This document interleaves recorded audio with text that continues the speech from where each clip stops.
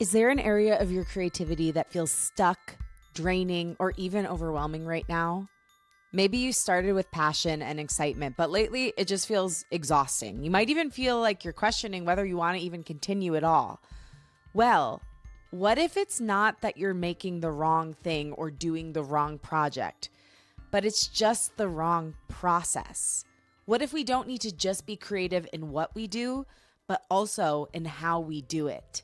Today, I want to share how you can bring this transformative thinking to your creative project, how you can reclaim the fun, lighten your load, and fall back in love with your work again, just by changing how you approach it. Welcome to Unleash Your Inner Creative with Lauren LaGrasso. I'm Lauren LaGrasso. I'm an award-winning podcast host and producer, singer-songwriter, public speaker, and creative coach.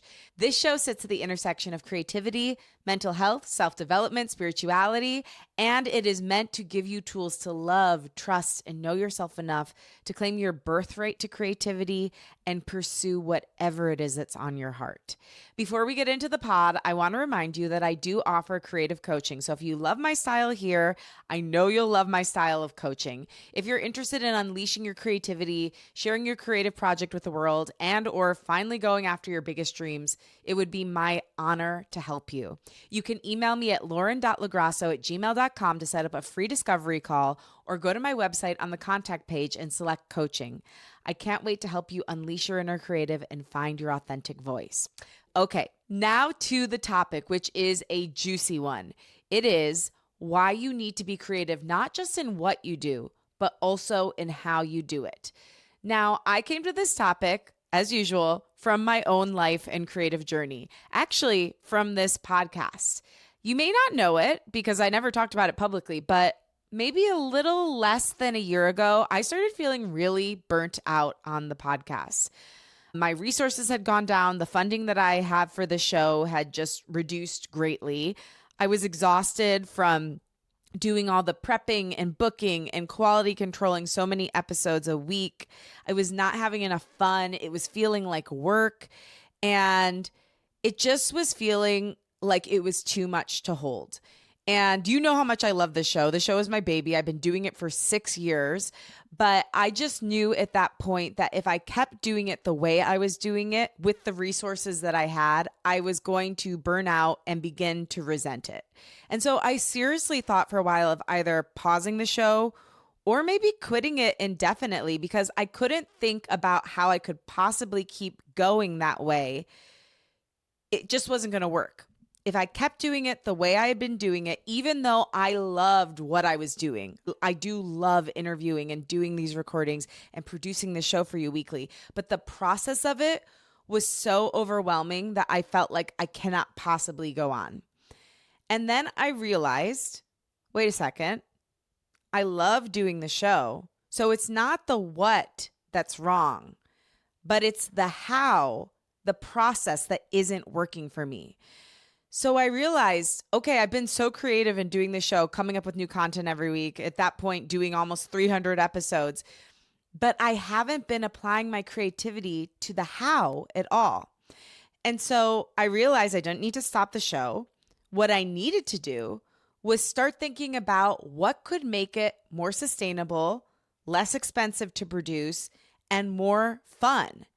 And I realized that doing bi-weekly solo episodes not only would be way easier to produce, but also would help me develop myself as a thought leader, would help me connect with you one-on-one. I actually really like editing solo episodes, so that was something I could take off of my editor, and I was able to save on the production budget that way. And it made me think more creatively each week because I had nothing to pull from. Basically, the only thing I was pulling from each week, and when I do these solo episodes for you, that's what's true. I'm pulling from just my own imagination and my own experience rather than looking at somebody's experience and being like, okay, how can I frame an episode around them? These episodes are completely framed around my own creativity. So I really was having to pull from my own creative well and utilize all the great creative knowledge that I've learned over the course of my life, and especially over the past 6 years of this podcast. And that simple shift of going from doing 4 to 5 interview episodes a month down to 2 to 3 interview episodes a month and 2 solo episodes made me fall in love with the show again. And not only that, but the process. It made me enjoy doing interviews more. It made it more sustainable for me. I was able to build up my resources again to keep the show going, to get more funding for it. And it gave me the space creatively, emotionally, and time-wise that helped me realize like, oh, I love this so much and I can fall back in love with this again and make it work for me. Not only that, but doing the solo episodes also expanded me in a way because it allowed me to start to incorporate more video into my podcast. So now for most, or at least many of the solo episodes I do, I incorporate video and I mostly like edit them as video podcasts. And it also helped me build that skill up for myself and share with some people, because some people, no matter what, even though I'm an audio person myself, some people, no matter what, never really want to listen to audio. So it helped me connect with a new audience too. So all of this because instead of just being like, well, this isn't working because I'm tired and I can't keep doing it, I don't have the resources to do it, looking at the situation and saying, what can I take away and what can I add and what would be fun and what would make this feel new again? And so it is so deeply important to not just look at how you can express yourself creatively, but also for the projects you're already doing or for the creative passions you already have, how can I make this process as creative as possible so that it is fun for me and so that it never gets stale? And I want to mention, this is something that I did when I was burnt out, but this isn't something that should just happen in your creative life that you should wait to do until you feel burnt out like I did. I now think it's important to have these little check-ins with yourself as often as you can, but certainly at least once a quarter when you're doing a creative project or you have a creative partnership, checking in and saying, what could I make or how can I change my approach with the resources that I have? How can I make everything flow better? How can I make it feel better? How can I make this more fun and sustainable for myself? Now I want to kick it to you to give you tools so that you can start to do this and implement this in your creative life and your creative projects. I want you to contemplate an area of your creativity or a project that you've been doing for a while. It could be an area you think is going totally fine, but you've just been approaching it the same way and you think maybe it could use some new energy. It could be that you felt like I felt totally burnt out, under-resourced, and like if something didn't change, you couldn't keep going on. Or it could just be something that you think is great, but you're curious what could come up if you actually looked at this and asked, how can I be creative in the how instead of just in the what? So now I want you to either contemplate, if you're walking or driving, you can contemplate, or if you're sitting down and you have a journal available to you, you can journal on the following question. What could I change about the way I do my creativity that would make this project better? I'll repeat that question. What could I change about the way I do my creativity or my creative project that would make this project better? The next question is, what could I change about the way I approach my creativity or creative project that could make my life better? Again, that's what could I change about the way I approach my creativity or creative project that could make my life better? And the third question, what is a change I could make with the resources that I currently have that could make everything flow better? What is a change I could make with the resources I currently have that could make everything flow better? So you can contemplate those questions, write them down, and then you're going to take stock of what comes up. What comes up when you think about it? You know, maybe you haven't thought about redoing this process in a really long time. Maybe you've never thought about it. You just have been, that's how I was. I was so in the grind of getting this show out week after week. And that happens when you have a recurring creative project that just needs to see the light of day on a weekly basis or a daily basis. It's very easy to get into a grind where you just are in autopilot. And that's about the least creative thing you can ever be. You know, there's a difference between autopilot and flow. Flow is amazing. Autopilot is you're doing things almost out of like low level trauma because you just know you have to get it done. So if you've been in autopilot, really taking stock of, does it have to continue to be this way because it has to continue to be this way? Or have I just been doing it that way for that long that I haven't seen anything else? Like, could there be another approach that would be more fun, more innovative, more energizing, a better use of my resources? So really asking yourself those hard questions.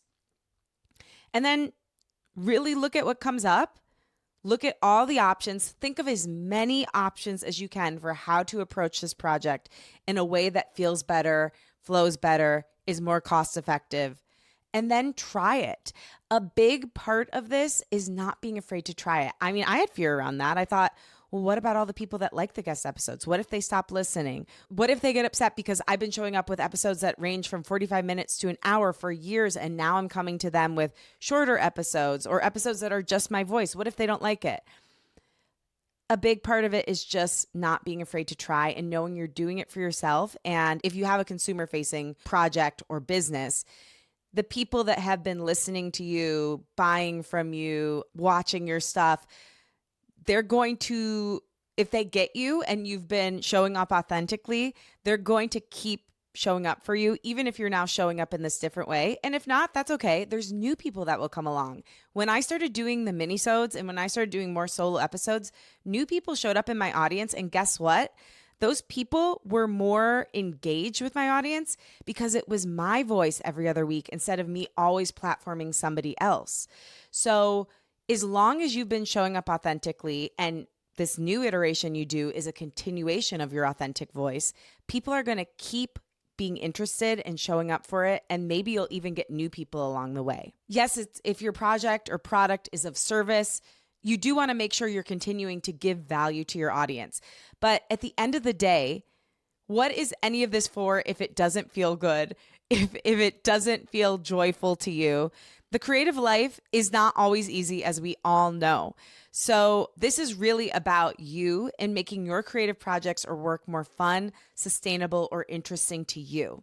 And the people who consume it and interact with it will understand or even potentially like it better than what you were doing or how you were doing it. And it's just going to feel so much better to you because it's going to have new life. It's like when you dye your hair. As you know, I know because I've been every shade of the rainbow in the past 5 years. I've been blonde, I've been brunette, I've been auburn, I've been red. Now I'm back to brown. So every time you dye your hair, you get a new little flavor of life and it kind of feels like you're a new person. I always say to my fiance, I'm like, do you like that you got a new girlfriend tonight? Do you like your new girlfriend when I come back with a different shade of hair? So it's kind of the same thing when you take a different approach to your creative project. Yes, it's the same creative project or it's the same creative expression. But when you do it in a different way, it kind of feels like you've got this new lover. And that's fun. It's fun to get to experience something different. So keep checking in, ask yourself those questions, see what comes up. And once you get the answer, try it. I promise you, it's going to feel like a new, like kind of like a rebirth in your creative life. So remember, we need to not just be creative in what we do, but also in how we do it. I can't wait to see how you all end up utilizing this idea in your lives, in your creativity. Please write me at Lauren Lagrasso at Unleash Your Inner Creative and let me know how it affects your creative life, how you implement it, what comes up when you journal. Post about it. I would love to reshare it with our community. I'm super fascinated by all of your creative processes. Is that the right way to say it? I don't even know. But no, you're all just such amazing artists. I actually, over the weekend, got the opportunity to meet Mona Lise, who I had on my podcast a couple weeks ago, who's a listener. And through her, one of her friends that also listens to the show, we got to FaceTime from London. Mona Lise was in LA, but her friend was in London. And it's just like so amazing to meet you all and see what you do. And you're just such brilliant artists, creatives, entrepreneurs. Like I'm wildly inspired by you. So please share what this brings up for you in your process and how it helps you and how you end up implementing it. Because I'm super curious. I know how something affected me, but I never know how it will relate to you in your journey. So would love to hear it. Write me. And with that said, thank you so much for listening. This podcast was hosted and executive produced by me, Lauren LaGrasso, with music by Liz Full. For more information about me and the show, you can follow us at Lauren LaGrasso and at Unleash Your Inner Creative on social media. If you like what you heard today, especially if you liked this episode and the solo episodes, leave us a rating and review so we know you liked it. And feel free to offer up ideas for other topics and guests you'd like to hear me hit in the future. It means so much. And also share the show with a friend. Podcasts are really spread person to person. The biggest influencers in our lives are our friends and family. So share it with someone who it might be helpful to. I love you and I believe in you. I'll talk with you next week. Bye, cutie.